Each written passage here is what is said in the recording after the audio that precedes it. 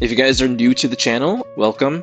And if you guys are returning subscribers, welcome back to like my first real video in like 2 years. So I'm sorry. I'm so sorry. I've been pretty dedicated about collecting manga since like 2019. I sort of came into a routine where every week I would get them in like uh fours every week. I would get like a couple from this series, another couple from like this series, and I would typically do it on the days like every Friday. Every time I got like a paycheck at the end of the week, I would go to my Barnes and Noble. I would get like around, I think, $40 worth of manga, which is like 4 volumes. And I would do that weekly. I do that pretty consistently. Sometimes I would order some online and have them either get delivered at home or I just pick them up in store. And that was pretty much my routine, which, amalgamated to this huge collection that we see before us, which is funny because maybe because I'm like a towering giant, but some way this still feels a little small to me. This is like a little more than 500 volumes, and I'm standing right in front of it saying that this feels small. That's kind of ridiculous, but I feel like right off the bat, I want to just address, like, this is really a very straightforward collection. I know a lot of other manga collectors have a lot of variety, like this is very neatly sectioned slats, and like it helps to fit as much manga as it possibly can on this shelf.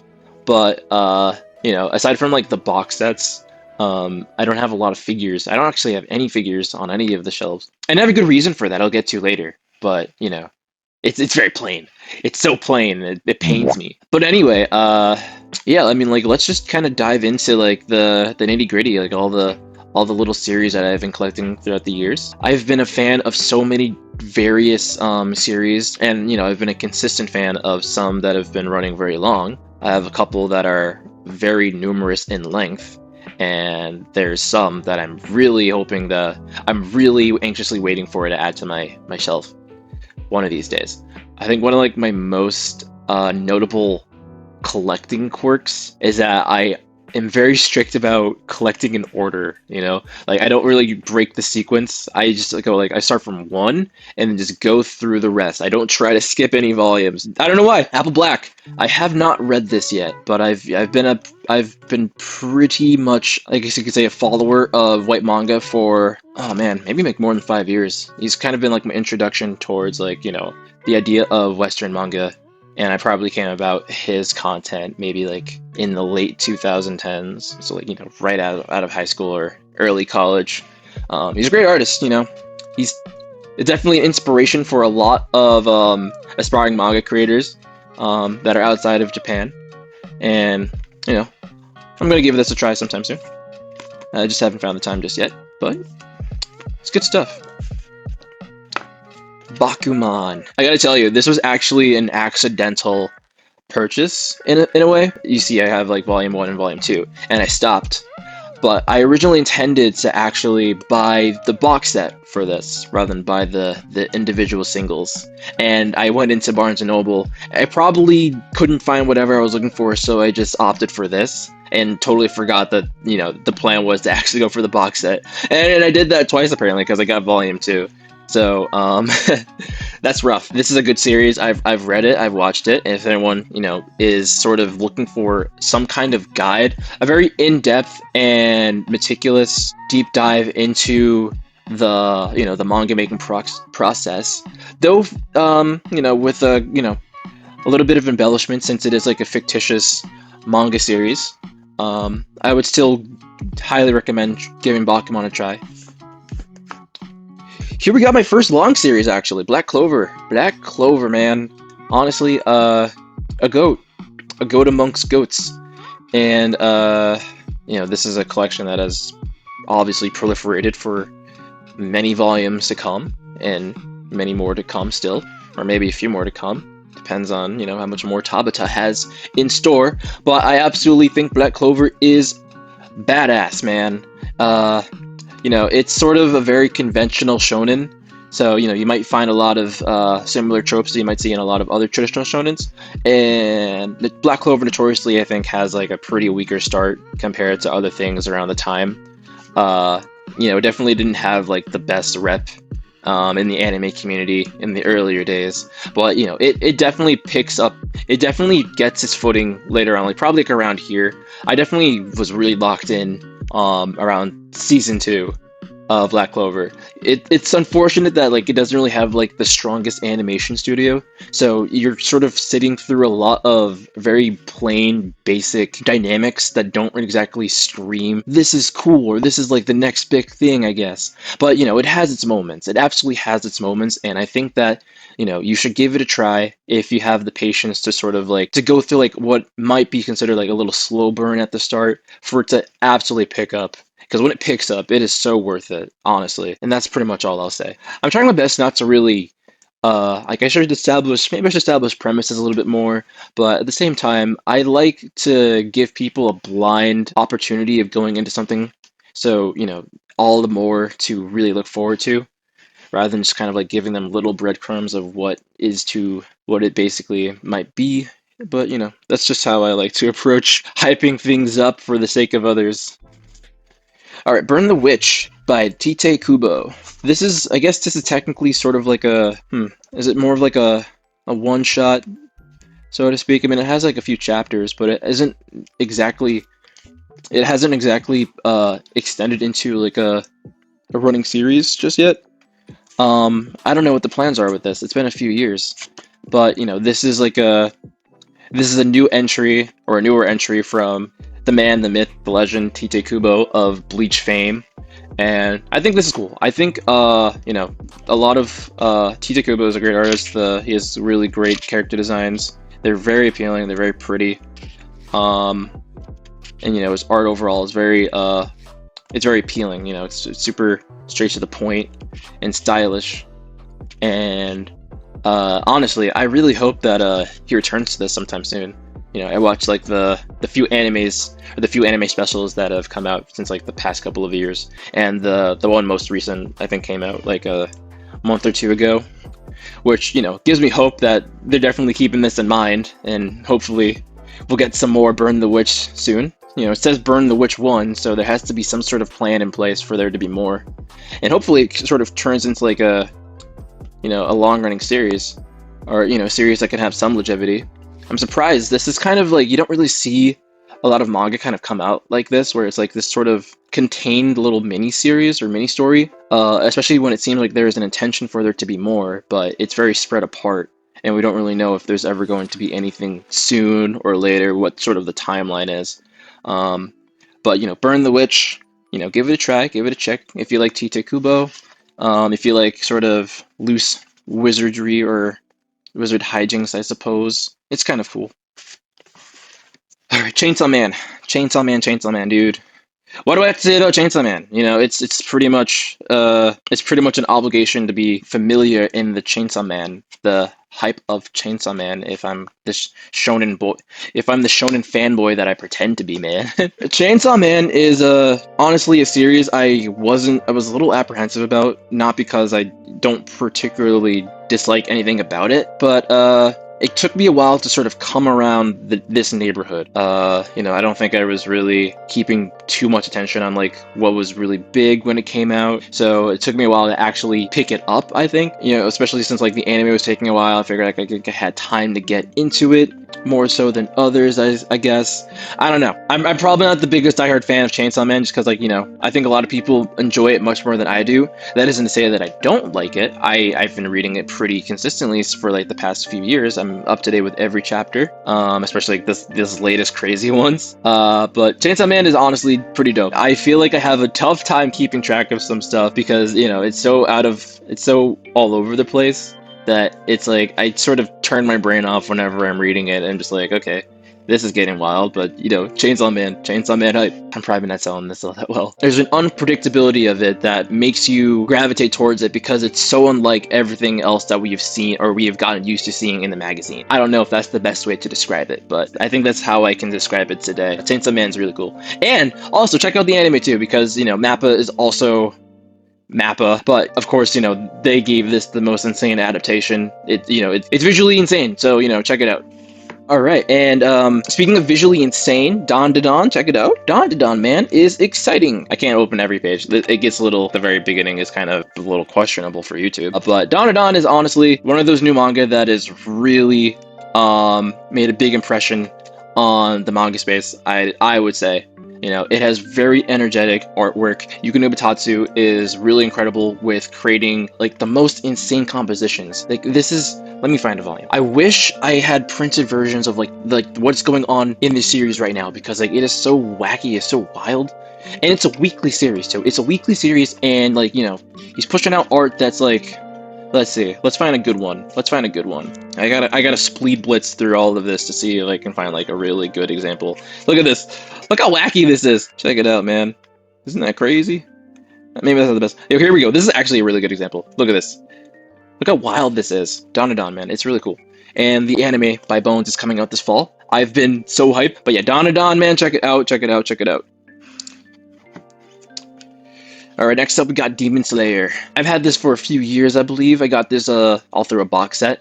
So, you know, I pretty much read through it from start to finish, which is primarily the only reason why I haven't really been keeping up with the anime, because I just remember everything for the most part. And Dr. Stone. Dr. Stone, guys, check it out. Dr. Stone is an artistic marvel. Dude, look at the detail. So yeah, what do I say about Dr. Stone, man? It's just, you know, artistically incredible. Story is very coherent. Boichi is just a god amongst gods. And that's just a fact. I think I've had this collection already started at, like, since, like, very early on when the anime started. So it's probably, like, back in, like, 2018, 2019? Yeah, probably 2019, since I started. I didn't have a shelf in 2018. Funny story, I actually never finished season 1 of the anime. I got through, like, I think a little bit more than half, and then decided, you know what? Screw it. I'm just going to start collecting the manga because it just looks a lot better. The anime is great. There's nothing wrong with the anime. But, you know, some mangaka have such insanely artistic abilities that are not able to translate into the anime. So there is a lot to enjoy in the source material that you will not be able to find in the anime. And I decided that I just kind of want to see what it's all about. And I've just stuck with it since. Even though I only have like 11 volumes here, you know, I read most of my manga digitally through like the Shonen Jump app or other locations if I have to. But yeah, Dr. Stone, this is something I guess I sort of discontinued for a while, like in terms of collecting. I just got distracted by a lot of other things, but I'm absolutely going to finish this series up once I sort of get around to getting the rest of the other volumes. And that's all I'll say about that. Dragon Ball Super. My Dragon Ball Super collection is looking a little lacking.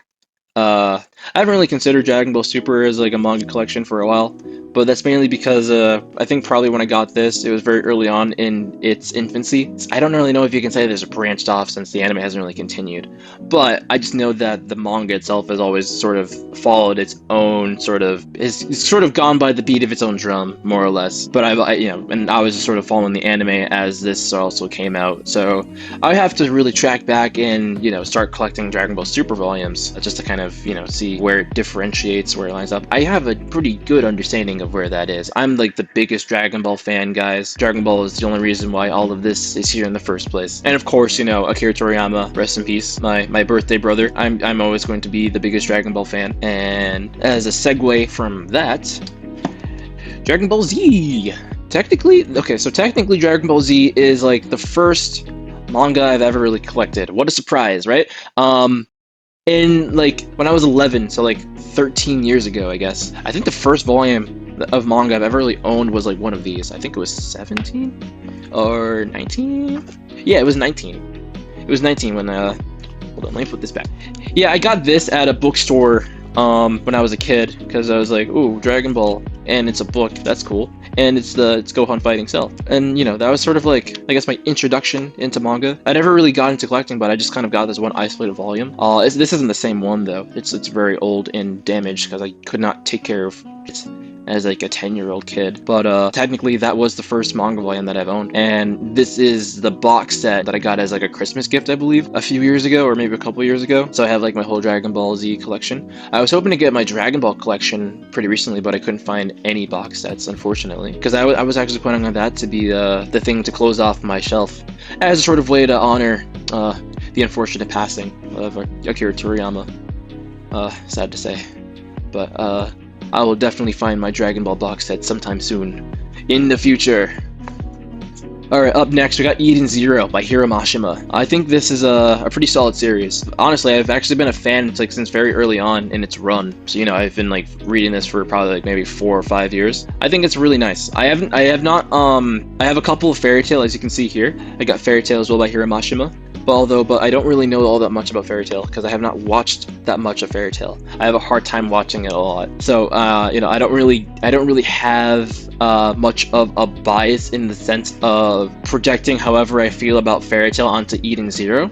And that might be why I was able to get into this a little bit earlier. I don't have like much of a preconceived notion of Fairy Tail to really hinder my ability to sort of give this a shot. But I think I've been enjoying it a lot. I think Hiramashima is one of the few it's a manga that I think that really excels at this is a pretty dynamic shot. I wasn't really going to say anything about that, but this is just this is a great example of his skill. But I was going to say that he has really good he's really good at making characters with strong expressions. I think that his characters are very dynamic. They're very energetic. This is a perfect example of that. As an overall artist, I think he has like a very iconic style that is just very appealing. It's very appealing. I think it's a pretty standard story, but it's enjoyable. There's a lot of heart here. There's a lot of emotion too. I hope the anime comes back. It's been like what, a year or two? We only have 2 seasons. I give this a passing grade. And Fairy Tail. Like I was saying a little bit before, I haven't really gotten too exposed into Fairy Tail. I tried the anime. I was having a little hard of a time to watch it.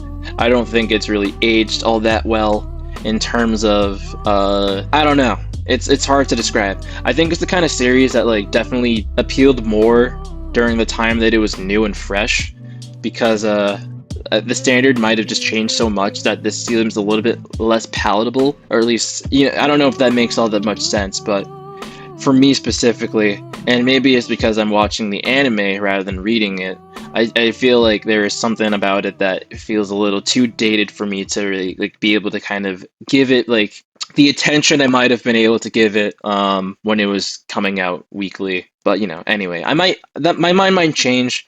It's a very long series, so I could just have to like wait until it gets to a point where I'm hooked in. But until then, we'll see.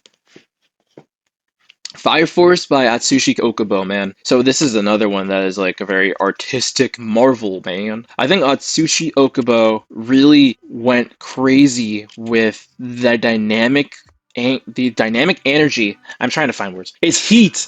It is absolute fire. The anime by David Productions is honestly like one of the most insane animes I've ever watched. Sound design, the choreography, the animation. It has so much to enjoy for those that are really hungry for very straight to the point, hard-hitting action.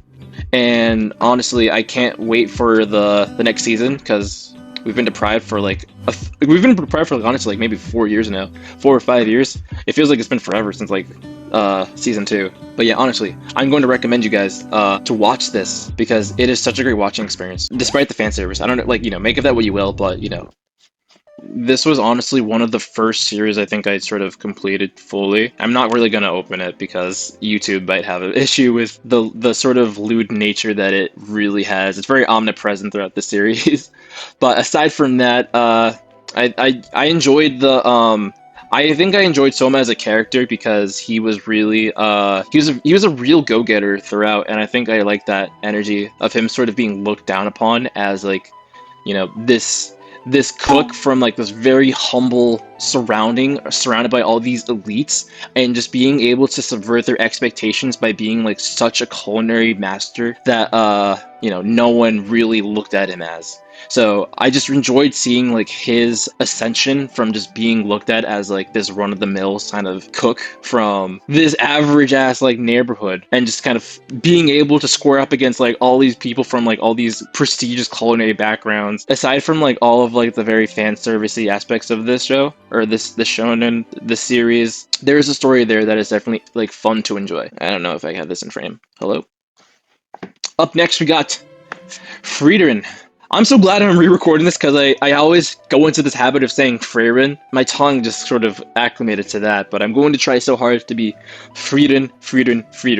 So Frieren has really taken the anime community in Storm. Its Madhouse anime adaptation was pretty sick. I actually watched it like a couple of times, and I rarely have the time. Find the time to be able to watch like anything like more than once these days, but this is definitely worth the rewatch. Frieren is like the feeling you get when you are done with like a very long, arduous task, and now you're just like side questing for like, you know, the enjoyment or leisure of side questing. Is that the best way to describe it? Does that make more sense? Like, you know, side questing or a new game plus? It's like the journey after the journey, which is indicative of its title, Beyond Journey's End. I think it's a very pretty story overall, and, you know, give it a read. I haven't actually read it yet. You know, I've still just come from the anime, and I'm collecting it out of necessity, but I'm definitely going to start from the beginning, or, you know, just wherever the anime picked up or left off, because, you know, I love being caught up. I love staying up to date with everything, and Frieren is, you know, no slouch of a, you know, thrilling, enjoyable, and very comforting story. Alright, I gotta move through this because I'm gonna lose all my battery. I'm sorry, guys. My eloquence is not really with me today. But we press on. Full Metal Alchemist is obviously like, I think this is like one of those sort of rare top 10s, because this is like a, I'm sorry, not top 10, 10 out of 10s. Full Metal Alchemist has a lot of history as, like, you know, one of the greatest manga to ever exist. One of the greatest series to ever exist, because, you know, it had like a really great anime, you know? You got like the 03, which sort of deviates into its own path, and then we got Brotherhood that, you know, faithfully adapted the rest of the story to its whole. Full Metal Alchemist has a pretty special place in my heart, because it's such a very intimate story of two brothers facing the consequences of being reckless, and, you know, just trying to uphold their principles while at the same time desperately trying to solve an issue, a problem that they created themselves. There's just so much heart in the story. The characters are really fun. The environment is really cool. Especially the power, the magic system is was like one of the most intricately designed power systems that's honestly known in storytelling. A lot of writers like to use it as a reference for great hard magic systems, and it's overall, it's just like I said, it's like a 10 out of 10. So if you have not looked into this series, I am going to highly suggest you stop wasting your time and jump right into this, because you will enjoy it. And that is all. Oh, I forgot. I also have some of these Full Metal Alchemist novels. One of them actually came in the box set. So yeah, Full Metal Alchemist I got as a box set, and this one came at the end of it. I don't know if I don't know what order these come in, or I'm supposed to read these in, because I saw that a lot of them were sort of coming out as I was buying them like a few years ago. And there's like, I think there's 3 more of these. When I start collecting those, or like when I start reading these, honestly, hopefully I'll understand like what order I'm supposed to read these in. Alright, up next, Gachi Yakuda by Kei Urana. This is actually, I think, a series I've been seeing around for, I want to say, like a little while, maybe like a little more than a year. And it's really cool. It's really cool. The art is really, yeah, I don't know. Part of me doesn't really know what to say about Urana's art, because it's very wild. You know, she has a very good handle on really expressive character designs. You know, her camera work, her level of detail when it comes to the characters, their attire, and especially the backgrounds. There is just like an immense love for the world that she has created, and it just shows. It shows in every regard. The art is just honestly impeccable. Look at this quality. Look at how rough it is. Look at the density here. The roughness of the texture that, you know, depicts the fabric. There's a lot to enjoy by Urana's art, and she's an artist or a manga creator that I have discovered very recently, so I'm very invested in learning more about her. And, you know, this is also a series that has a manga coming out soon by Bones of Mob Psycho My Hero Academia fame. I'm gonna hold up manga like this from now on. But yes, Gachi Yakuda is really cool. It looks really cool. I'm only like a few chapters in, so I'm still learning a lot of it. But you know, I think there's a lot to enjoy here if you like sort of the grittier stylistic approach. But yeah, exciting stuff. Give me guys like 5 minutes. I need to scratch my eye. Oh yeah. Part Gear is I guess a new series that I sort of discovered, I think, like a month or 2 ago. I think I am going to like this one a lot. But I'm also sad because I saw that it also ended recently, and it was a pretty short run, like a little bit more than 50 chapters. So I hope it ends okay. But I really like the art.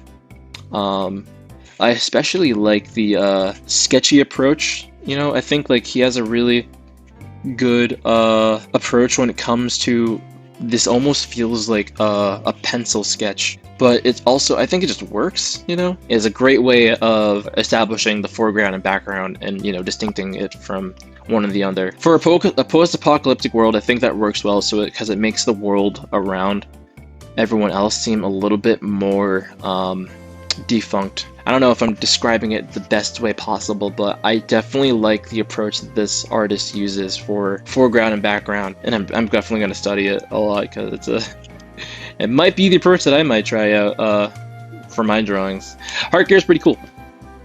Alright, How to Train Your Devil. This was one I think I sort of got on a whim. I can't open this, I'm sorry. I can't open this. It's too risky. A little segue, but I used to get a magazine, like this magazine called Otaku USA, and there's always like a section that gives you little previews of manga, and I think this was one of them. I just kind of got through the catalog. Figured I'd give it a shot just because it looked interesting. This is like around the time where I was like really sort of, I want to say like in my infancy stage, being like a die-hard manga fan, or just like, you know, this whole like anime manga stuff. So I was really trying my best to just absorb as much as I could, and that was sort of how I learned about new manga for a brief period of time. Cord. Okay, so this is a series. I don't know. I think it's okay. The subject matter is a little risque a lot of the time. I really can't open this because, you know, it's a risk. It's too risky. I don't know if I'm going to continue collecting it at 4. I think I stopped off somewhere at 3. My interest isn't really high on it, but I don't know. It exists, and, you know, the art, like I said, is pretty, I think. So, yeah, that's all I have to say about that. I just realized I actually just skipped over Hell's Paradise. What the hell is wrong with me? Hell's Paradise by Yuji Kaku.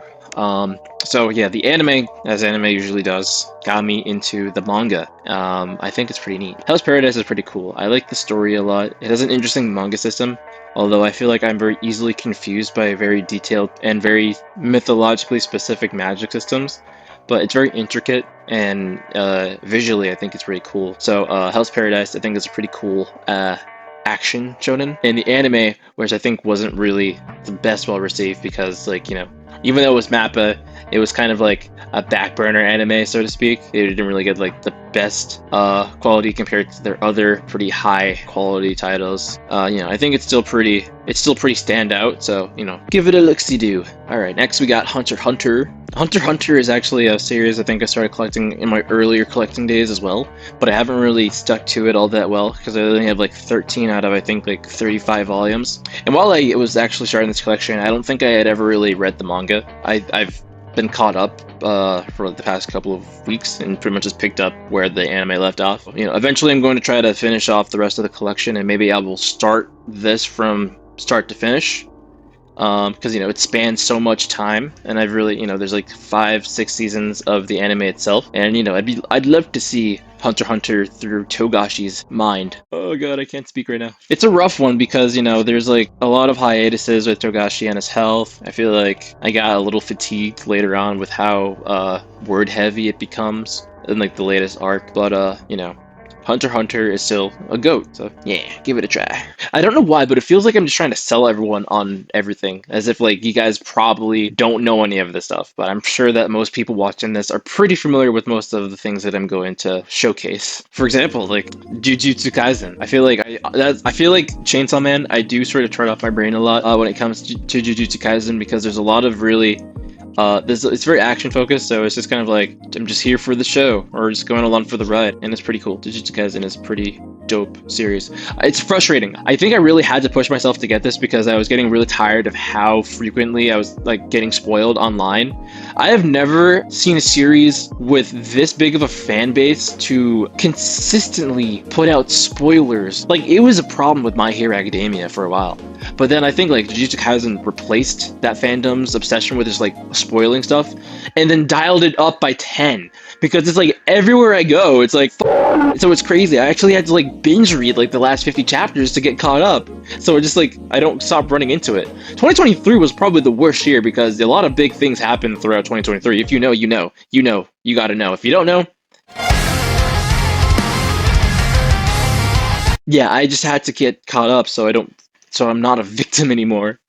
But anyway, Kaiju number 8 is a recent one for me because the anime really surprised me.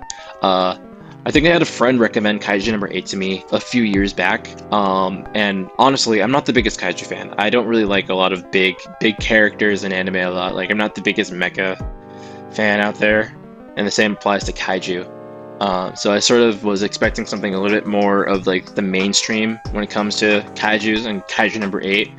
I felt like I sort of judged the book by its cover, but you know, when the anime came out, I was like, you know, I'll just give it a try, and I really liked what I saw. So I'm going to keep following this because I really like it. I like it a lot, and you know, if you are like me, you're not like the biggest Kaiju fan, give this a try because it really kind of subverted my expectations, and you know, I'm looking forward to this more than I ever expected to. All right, Kiruru Kill Me. Honestly, I think I just bought this because there's boobs. Alright, so, The Legend of Zelda Ocarina of Time, Part 1. This might actually be the oldest manga I have on my shelf. So, I actually don't remember if I got this before or after, like, that one isolated volume of Dragon Ball Z. But I know I was around the same age, probably like 12, so this is like a little bit more than a decade old, and I don't really remember what tipped me off to find this, but I was really surprised to see that there is an Ocarina of Time manga, because that's the only Zelda game that I think I've really beaten, and it's such a part of like my history as like a video game player at a very young age that I've very much imprinted on this game specifically, where I don't really give the others as much attention as they deserve. And oh man, I wrote my name in it. Oh no. But yeah, this is really cool. The art is really, honestly, very clean, very Zelda-esque. A lot of people that are predominantly Zelda players are probably going to be really taken back by the fact that Link is a very articulate character in this. That doesn't take away from the story at all. You know, Link feels like a living, breathing character rather than more just like a stand-in for the player, so more or less. But, you know, this is a really cool find, and there's a lot of other Zelda manga out there too. I got both, not exactly at the same time. I think I sort of had to look for this one. I was young, so manga didn't really feel as ubiquitous as it is right now. But yeah, it's like a, you know, complete set. Ocarina of Time. Yozakura Family. Mission Yozakura Family. This is one I sort of wanted to give the old college try. I saw that the anime was coming out, and I figured, you know, I will wait for the anime to come out to inform whether or not I want to give this a shot. I think it's pretty nice. I like the dynamics between the characters. I'm trying to avoid spoilers. I think overall it's a pretty good time. I haven't really watched it pretty recently, but you know, I have the intent of following the series to see where it goes from there. It has like a pretty decent 200 chapter run, so you know, it's been going on for pretty long. It's gotta be pretty good for it to have such a long run. So, you know, looking forward to seeing more. Now, Mushoku Tensei, I think I got this mainly out of curiosity. I'm a really big fan of the anime, and I think I just wanted a physical version just to have to read, and hopefully have in the meantime as the anime is getting produced. So, you know, in between anime seasons, I wanted to collect and get a little bit more immersed in the story itself, so I don't have to wait. I'm unsure if I want to keep collecting. I don't really think I vibe with the art. It just feels very not what I'm used to seeing from the anime, but that might change. I know that a lot of the times, especially with series that are originating from light novels and then get like an anime and a manga all done by completely different people, the style could conform to something that's a little bit more familiarized towards like the vast majority of the audience, or you know, the fan base. For now, I think it's the art is pretty much the only thing that's sort of keeping me back from it. And you know, it's not bad. Like, there's absolutely nothing wrong with the way that the art is illustrated. It's just that I don't really identify with what I like about it from the anime. I think the style appeals to me more there. This feels kind of just like a copy-paste art style that I see a lot in like either isekai or, you light novel adaptations turned to manga. But that's all I'm really gonna say as to why I may or may not be adding more to this. And I don't know. I would definitely recommend people watch the anime. It's really top-notch stuff. This is a specifically high-quality niche anime that I think can be enjoyed for those that are a little bit more, I don't know, maybe open-minded towards crudeness, because it is crude, but there's like an underlying beauty in the story that is being told. So, Mushoku Tensei, My Hero Academia. Now, this is a Goliath of an anime, or I'm sorry, this is a Goliath of a series in recent times, because Horikoshi's My Hero Academia has sort of been like in the forefront of this generation of Weekly Shonen Jump. It's definitely been like a top dog for a decade now. My Hero Academia, though, for how divisive it is, I think I sort of hold this in a pretty high regard, primarily because of Horikoshi's artistic excellence and evolution throughout his 10-year run on this series. It is honestly, I honestly think Horikoshi is one of not just the best manga artists like out there, but especially like one of the best manga artists in Weekly Shonen Jump.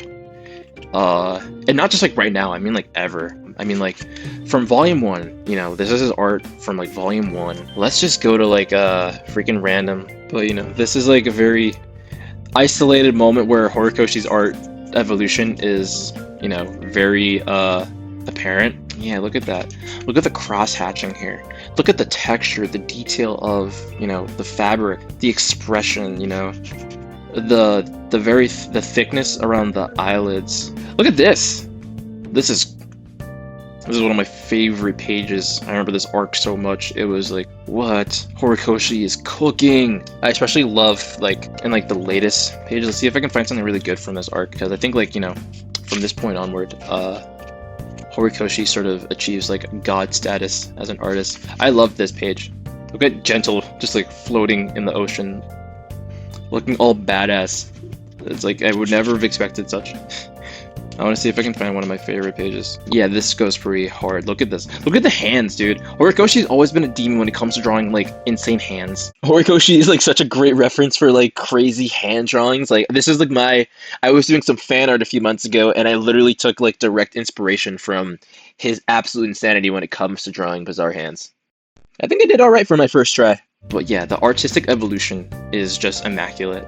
And no one can ever say otherwise about Horikoshi. Say whatever you want about My Hero Academia, the story, and all that, whatever. But at the end of the day, Horikoshi is still like one of the best artists, and he's just like such an inspiration. I also snagged this Ultra Analysis. I thought this was pretty cool, having like a little data book for all the characters. Oh my god, what are you doing in here? Ooh, dog jump scare. Am I right? Ah! Ah! Ah!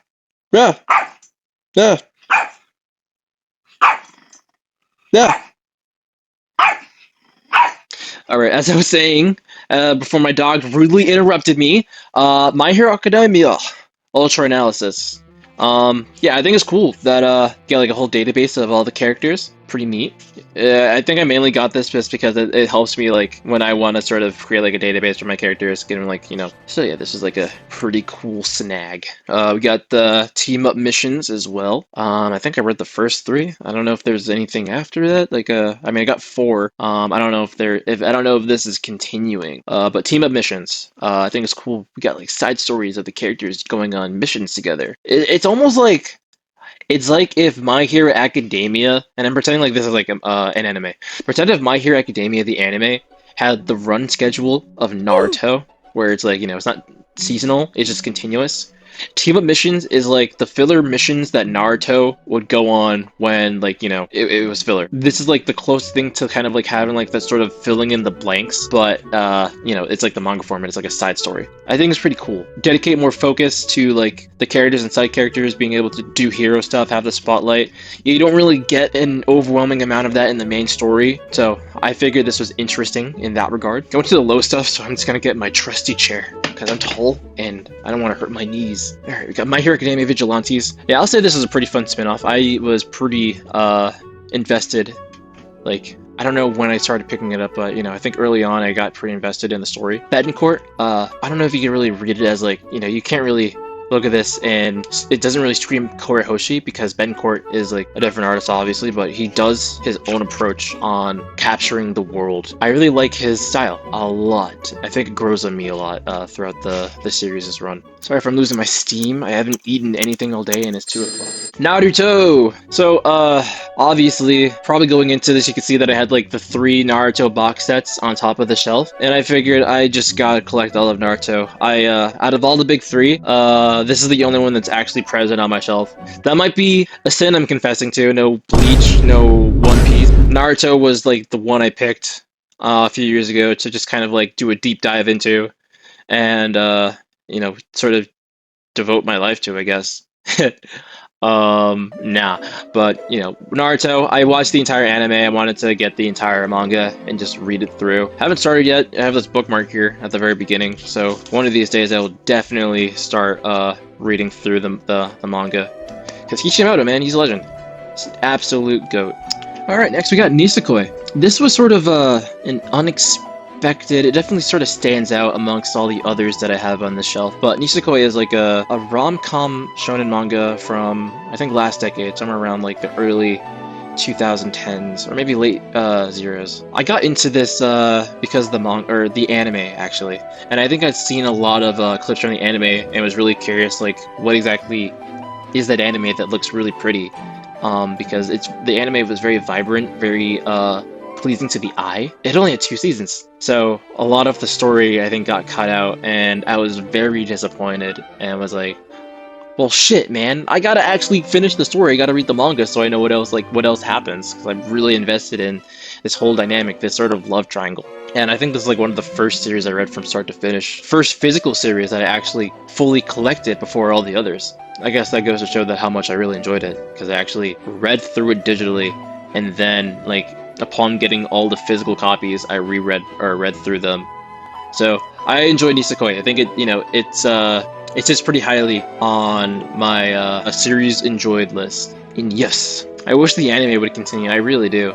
I don't know if it makes. I don't even know if I can hope for that because it's been like so many years. But I don't know. Only time will tell. All right. Next we got a big one. One Punch Man by Yusuke Murata and one.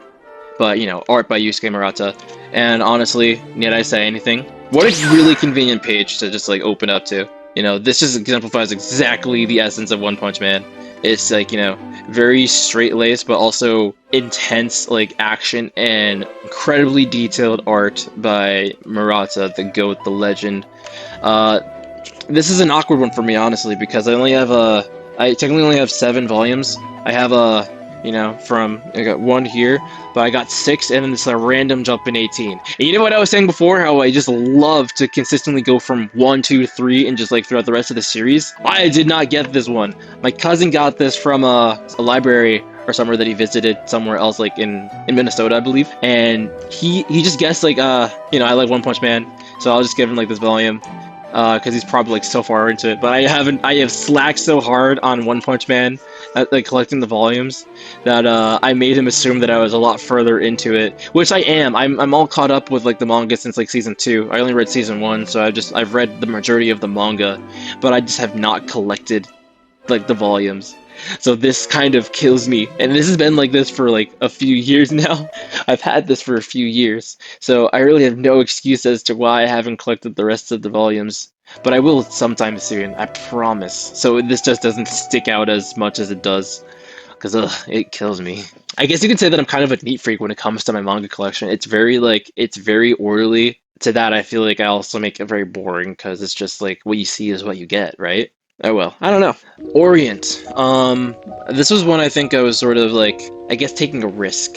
This didn't really hit home for me. The anime came out, I thought the anime looked pretty cool, and I saw that the manga had some really eye-popping art, especially the colored illustrations of the cover, but I think that might have just been all that really. I don't know if there's really anything else that I want to dive into further about this. This is the creator of Maji. I haven't read Maji, but I've heard like some good things about Maji, and I don't know if this really lives up to the legacy of his former series. I just know that the anime didn't really do that well. I tried the anime, I believe, and I wasn't really I wasn't all that too pleased. But I don't know. I didn't really have any plans with this one, and I think I might regret this a little bit because I feel like I might want to swap this for something else that I enjoy more. Someone might enjoy this. I don't want to write it off as like a huge demerit. This just doesn't really particularly meet my taste. Overall, I think it looks pretty good. The art is pretty solid. Solid is really an understatement, but you know, I think that's all I have to say about Orient. Oshinoko is one I was surprised to get into. The anime drew me in, obviously. Aside from the story of focusing on the entertainment industry, but like with a twist, there's just been a lot to enjoy about this. I think Akasaka as a writer is really appealing because I absolutely love Kaguya-sama, love his war. It's a lot darker, I would say, but in a bit more of a non-fictional take on an industry that doesn't have a lot of bright moments behind the scenes. I'm enjoying it. I'm caught up on all the chapters, and you know, I look forward to every episode now that season 2 just started a few weeks ago. So when you ignore the incest and like, I mean, literally pretend it doesn't exist, it's a good time. I swear to God, I promise. It's a great time. Pretend like you're watching Game of Thrones. Oshinoko. The Promised Neverland doesn't have the best legacy, honestly. I honestly don't really know how to start my my little sort of 2 cents on this. It's a very like 8 out of 10 series, but the anime just ruined everything. The Promised Neverland. I have nothing but hurt feelings and nostalgia for what could have been really good. You know, the animation studio decided to just like undercut everything and be like, nah, we're just gonna do our own thing, and then absolutely ruin the legacy of this really great series, especially when we're going to like remove one of like the best arcs of the series. And I don't know. I don't freaking know. I am going to rant about this if I like do not put this away. So I'm just going to move on before I just, you know, waste all of your time in my hurt feelings. All right. This is an interesting one. We've got Radiant by Tony Valente, a French manga artist. And to tell you the truth, I really like this manga. I haven't read it in a really long time. I sort of got distracted by other stuff. But Tony Valente is honestly, if you were to tell me that this was like any random person like in the industry, I would believe it, because I feel like he captures the essence of manga perfectly. You know, like, I don't even believe in the notion that like a specific nation or a specific location can only emulate a certain style. But just by looking at this, I would not be able to tell whether or not like there is someone from a completely different country drawing this, because this is just like the quintessential manga through and through. And I wish I gave it more attention because you know, it looks very strong. So this is very interesting because, well, Viz licensed it, but France has their own, I guess, sort of publishing there. And this one, I think, sort of just kind of hit the hearts of many, because I believe it is licensed somewhere in Japan as well. And that would make sense because it also led to this series getting an anime adaptation for 2 seasons. I have mixed feelings because I think the anime sort of also took its own creative liberties a little bit by not exactly following the source material. I think there was a couple characters that just existed that didn't exist in this, and I was just kind of like, wait, what's going on now? I'm confused. So I'm not a fan of a lot of animes, or like a lot of animation that doesn't really follow the source material. And I don't know if Tony, being not from Japan, was a victim of a poorly constructed plan to create an anime adaptation of a story if they weren't going to follow it, because I just don't understand why not just follow the blueprint that, you know, this pretty much is. And it got 2 seasons, so I hope that eventually it met somewhere in the middle and just, you know, started following the story as it's supposed to. But yeah, this is a story that I need to jump back into because it's been a really long time, and I gotta collect more because I think it's pretty solid overall. Alright, up next we got Rent a Girlfriend. And up next we got The 7 Deadly Sins. I'm a little on the fence on this one because I think it had a pretty strong start. I know a lot of people, and I mean this, a lot of people really like this, especially when the anime just came out. I think over time a lot of really questionable things have sort of put this in a bad spotlight, most notably the 3rd season and the animation quality, or rather like the Google slide animation quality. Yeah, I don't know. I will admit it looks really solid. The art is pretty. The designs are very detailed, especially like the armor. Look at like the hatching is really, you know, I think this is still very underrated in a lot of aspects, but I don't think that we are ever going to be able to appreciate it to its fullest, just because the anime, as animes can do, have sort of left a bad taste in a lot of people's mouths.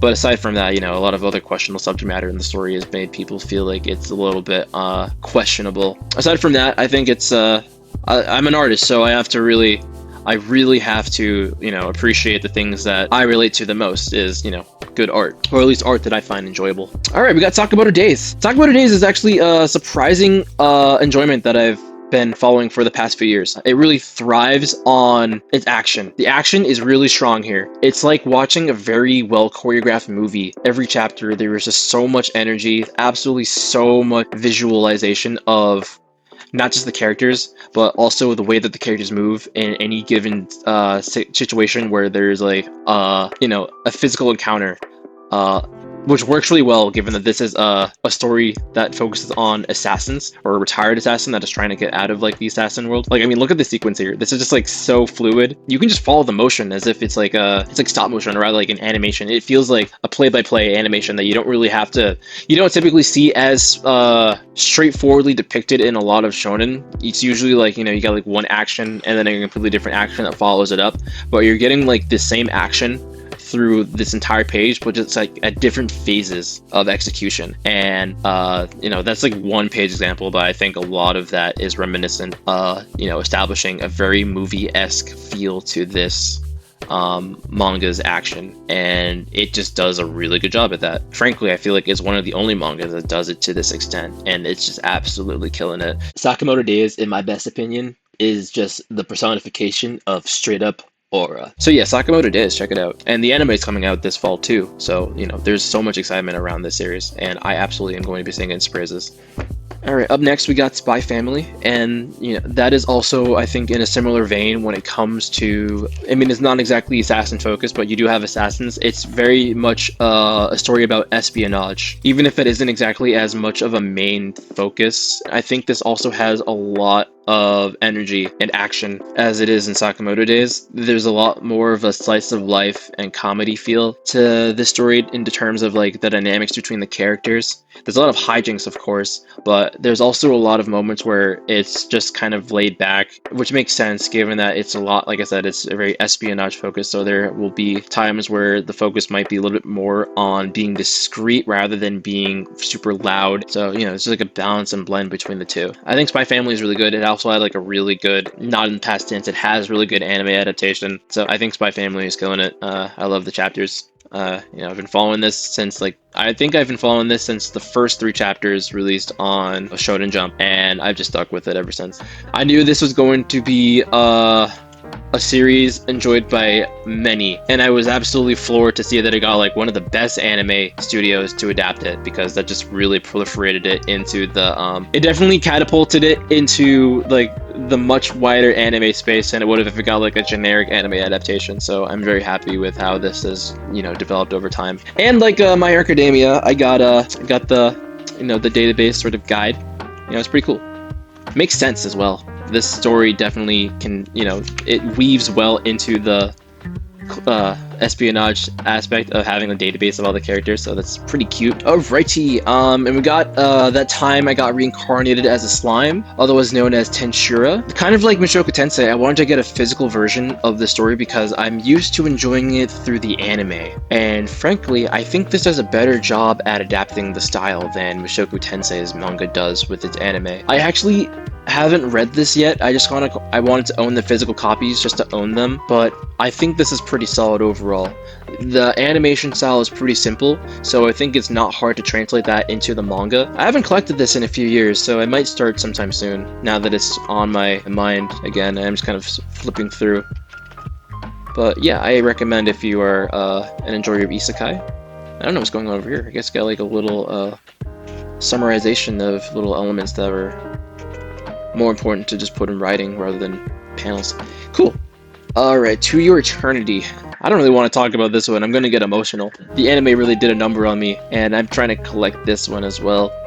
which is tough because I don't know if I can really, I don't know if I have the emotional threshold to be able to take it all in again. No Diddy. But I think To Your Eternity is really cool. It's a supernatural focused series, and frankly, I would recommend watching it because I feel like that is the best way to experience it right now. The manga is not bad. I haven't really read much of it, but I just know from experiencing the anime that that is like such an experience. Okay, alright, we're getting close to the end. I'm so excited because I'm really hungry already. Witch Hat Atelier by Kamome Shirahama is honestly in a league of its own. It's a masterpiece. Artistically, I think a lot of people really like this. I particularly am enjoying this a lot. I'm actually rereading this for the first time because I've been collecting this for a few years, but there've been a lot of breaks between volumes that I need to start from the beginning and just kind of read through it so I don't get lost in the middle. Because it's like, it feels like a new volume just comes out every year, and there's just way too much time. It's just way too much time for me, but I love Witch Hat. It feels very, I don't know what the word is. There is a lot of prettiness and very visually remarkable. I'm sorry guys, I'm really hungry. I don't know if I don't think I have a lot of serotonin going to my brain right now. This is a very beautifully illustrated manga, and I am very excited to see how the anime is going to turn out. That is coming out next year by Bug Films, the same studio that adapted the next manga I'm going to show you. They have a lot to live up to when you look at this, right? There's a lot to live up to for a series that is detailed oriented and very immaculate. So I'm really excited to see this in the animated form. And last in the frame section, Zom 100 is I think this is one I sort of discovered as I was just opening the app. I can't really open this because there is nudity. There's this is the only volume that has nudity for some reason. This is like a zombie apocalypse comedy. I think it's pretty nice. I was really desperate to read this because I think I started reading it very early on to the point that this was not licensed, so I had to read it on other sites. And I have to finish the anime too. It sort of went on a hiatus for I haven't really put it back on the schedule. Like I was saying, Bug Films adapted this, the same studio that's going to adapt Witch Hat Atelier, and I think it looked really good. Especially that first episode, that was immaculate. I had to rewatch it at least 5 times because I was like, wow, this is insane quality. Alright, and my computer, I'm sorry, my camera just heated. My camera overheated again, so I'm gonna try to get through this quickly because I'm at the end. Fullmetal Alchemist Full Metal Edition. This bottom left corner, I figured I'd dedicate to this because these are a little too big to fit in these shelves. And luckily the whole series kind of fits snugly in this corner right here. This is really nice. A revamped version of Full Metal Alchemist. And I actually reread through this entire thing this summer. It's really cool. It sort of retranslates some things that got messed up in the original Viz translation. So I enjoyed that a lot. A little 4-panel comic, or a 4-coma. I think this came included with the box set of Full Metal Alchemist actually, but it just conveniently fits down here as well. I also picked this up I think a couple months ago as well. It's a 20th anniversary book because it's also 20 years old for Full Metal Alchemist. I haven't read through this yet, but I'm planning to hopefully soon. Who knows what that means, honestly? I really don't. And down here, we also, last thing, Vinland Saga, Volume 1, or Book 1, I guess. I've had this for a few years. I think I got this right after I finished Season 1, and I have to continue collecting. It's a little tough because it's a little bit more expensive than the other volumes, so it's like $20 a piece. That's like 2 volumes worth of manga, so I haven't really committed to collecting this yet. It also sort of fits into this awkwardly. That's why it's just kind of down here, away from everything else, because I just haven't really found a way to fit it into every this shelf the same way that all of the other manga does. And speaking of that, I feel like I should address the elephant in the room. There's a little room left on the shelf, especially in the bottom here, but also on the top here. Let me just explain my vision. I want these 2 shelves to house miniature figures, and I think the same applies for the bottom as well. Or I might just go a little chaotic with other manga that is of unconventional size. I was pretty much only invested on filling up the shelves before getting any other kind of accessory. So I wanted to, go from here all the way to here before I put anything else. And the funny thing about this is that this houses a little bit more manga than was originally planned. So like if I were to count like let's say like I got like 1 2 3 4 5 6 7 8 9 10 11 12 13 14 15 16 17 18 19 20 21 22 23 24 25 25 volumes. That is like the standard amount of manga that you should be able to fit within each of these slats. And you got like 1 2 3 4 5 6 7 8 9 10 11 12 13 14 15 16 17 18 19 20. So you got like 20 sections of 25 would amount to 500 total when you multiply 25 by 20.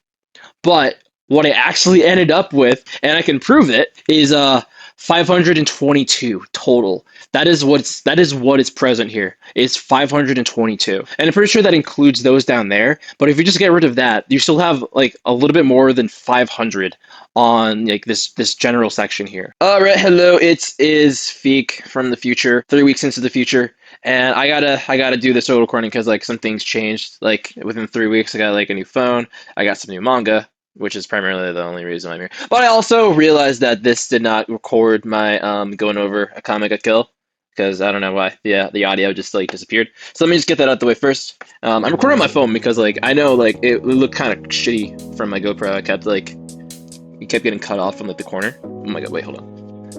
From the corner. So I'm trying to do this with one hand now. A comic I kill. So I've had this for about like 3, maybe 4 years. I got this a little earlier in the collection. I was gonna actually start collecting this, like fully because I watched the anime.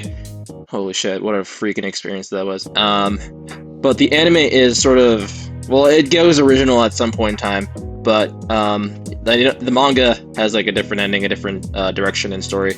So I'm still kind of interested in seeing where that leads. I haven't committed to it for a few years because this is still like the only volume I have is the first one, and I haven't really read it yet. But I don't know if I really need to because I know this one's still, it's like a few volumes into the series where it still lines up in the anime, and eventually it's going to dart off into its own thing, and hopefully less characters die.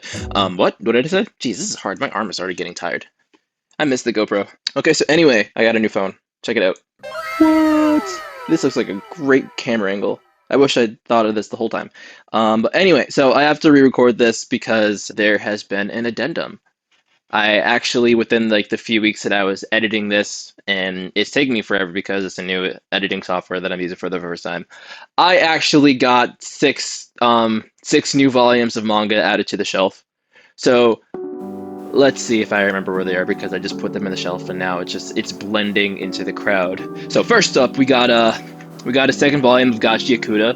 I just figured that I finally found the second volume. It's been kind of hard to find in stores because I guess the anime announcement has given it a popularity spike. So I figured I'd snag this while I had the chance. 3 right here. Actually, wait, there's 4 right here. So Jujutsu Kaisen Volume 23. I just saw that came out when I was in Barnes & Noble. I sort of got it impulsively because it was like, well, I'm here. I may as well. And these two. Kaiju Girl Caramelise. So it's funny because I feel like I'm contradicting myself earlier when I said I'm not really into kaiju. This is also somewhat of like a subversion of the, I guess, like the status quo when it comes to kaiju stories. But this is also really cute because it's like a shonen. I'm sorry, it's like a shoujo, but actually like it's like a cute sort of like rom-com shoujo, but it's like, I guess technically it is a seinen, but it feels like a shoujo. I guess I'm getting into shoujo now. That's interesting. But I don't know. I came across his YouTube channel. Shout out to Mata Mata. He has a really funny commentary style when it comes to reviewing manga. Check it out. But yeah, this art is really appealing. It's very cute. It's very stylistic. The colors are so eye-popping. But the story is also very cute as well. I like this character. I like the story. I don't know why, I just kind of grabbed a hold on me. And all thanks to Mata Mata's really funny commentary. It could have just like grew on me. I was like, I'm gonna check this out. And I figured I figured I would buy it, so now it's here. I got 2 volumes.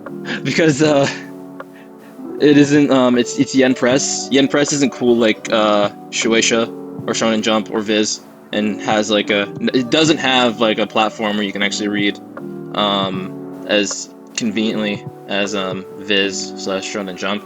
So, I'm just gonna either read this by volume or on other sides. Up next, Kingdom Hearts Final Mix Volume 2, I guess.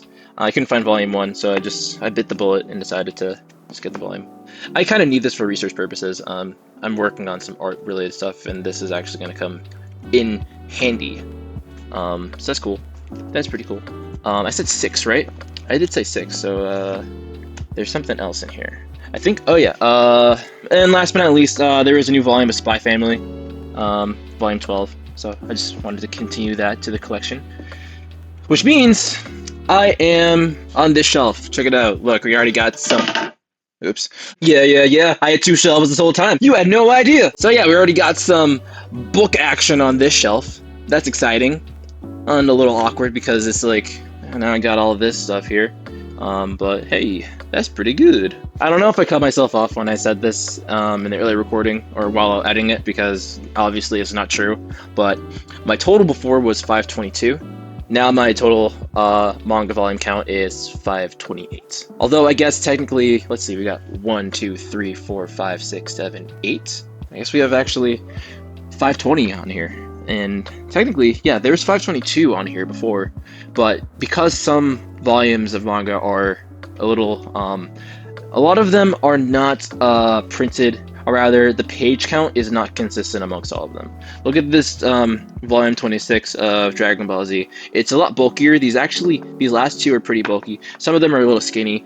Zom 100 here is actually somewhat skinny. This last volume of Nisekoi actually is kind of bulky. So yeah, you see that you have some variance in the width of manga volumes that will sort of affect the amount that will fit in the shelf, which is why what was technically supposed to be like 500 in like this general frame has exceeded, because some are a bit bigger, some are, I guess, a lot more actually a little bit smaller, which is really interesting. But it is what it is.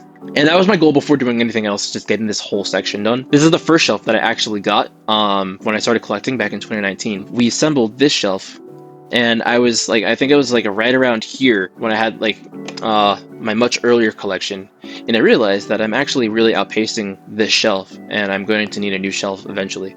And we got this one assembled in, I think, 2021. But there's a little interesting story with this one though. So when we got this shelf, and we're standing in my room, right? So I got both of these shelves in my room. When we got this shelf, it was the same day that I had found a bed bug in my room, and this is in 2019, which means that this is after another occurrence of having bed bugs in my room.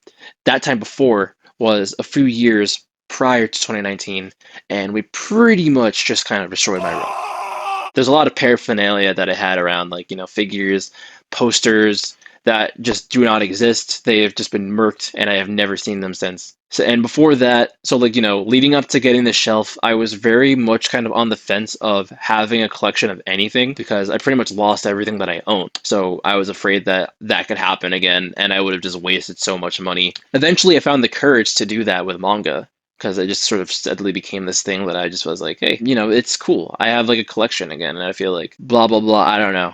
It's worth giving a try again. Figures, I was a little bit more apprehensive about, just because they're a little bit more expensive.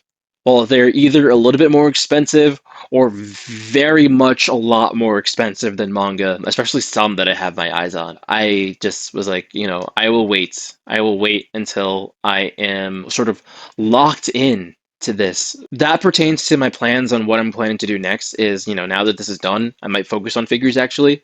I can allow myself to focus on figures just to kind of like have like a little in between.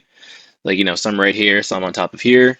It's a little hard to work around the boxes. I think I got a little bit more box sets than I was really intending on, because now I got like a few on top of that shelf, and I have a few on top of that shelf. So who knows, in the next couple of years, you might see another video of me showcasing my updated collection with this one full, and hopefully a lot more figures. So yeah, this is my collection in a nutshell. God, this looks so much better on my new iPhone 15. This is not product placement. I just want to flex that I have an iPhone 15 Pro. But yeah, this is my manga collection, and collection part 2 considering that now there is like a little bit here. And I guess I have to start getting figures soon, because this little bottom section right here is awkward, and it's also awkward up there too. So I gotta think about, you know, housing that so it actually looks a little bit more less plain, a little less plain, a little less generic, less straightforward, all that stuff. Dude, can you guys just kind of acknowledge how much energized I sound? Because like I'm actually nourished. Yeah. But yeah, okay, let's wrap it up. Let's wrap it up. If it's not painfully obvious, I'm still kind of going through some growing pains, and which is sort of natural when you haven't really done this for 2 years. But I'm really going through the struggle of trying to get this to feel like more natural to me, and that's going to take some doing. This is like some of the stuff of this is a little new. I'm experimenting with some stuff. I'm even like recording in a way that I'm not going to probably record for like the vast majority of videos in the future. It's just really convenient to use the recording device that I have with me, because it's mobile. But that aside, it's kind of it feels like a rough restart, and I wish I was in better shape for this long video, but that might be asking a little much out of me, considering the size and just the amount this required. So it's funny because I used to be somewhat comfortable with just kind of recording and talking into the void. The idea of just kind of like exchanging soliloquies isn't really new to me, but I guess there's something about like there is like an anxiety factor when it comes to actually pressing the record button and then making my brain function in a manner that is meant to be entertaining to other people that are not present. And it's just so weird. And I might just be a lot more conscious of it now because I'm actually taking it seriously. Not that I wasn't taking it seriously any time before this, but it's just that this is actually much more of an intentional professional effort being put forward. So it feels like there is a little bit of an intimidation factor when doing this. But I'm hoping that through time I'm going to get used to this pretty quickly. I'm already feeling a lot looser than the first time I recorded. So I hope that shows, because I'm really feeling it now. I appreciate you guys watching this, and anyone that has been sticking around for like my long absences. Hopefully gone are the days of those being a thing, because I want to get into a consistent grind. And I really, really, really want to push for 1,000 subs, because we're getting close. I don't know how I've been managing gaining subscribers in like my long absences, guys. Like, come on, I'm not like Corey Kenshin. What the heck, man? What the heck? But yeah, I want to work towards getting like 1,000 subscribers, work towards getting monetized, and this can become like a whole thing. I have like a sort of roadmap that I'm trying to put together, not just YouTube, but just like sort of content creation as a whole. And I'm hoping to weave that into YouTube in the future. So let's just see how it goes. If you guys like this video, please subscribe. Please leave a like and a comment. I would love to hear what you guys have to say. And just stay tuned. I'm so freaking back, guys. I'm so freaking back. Let's go.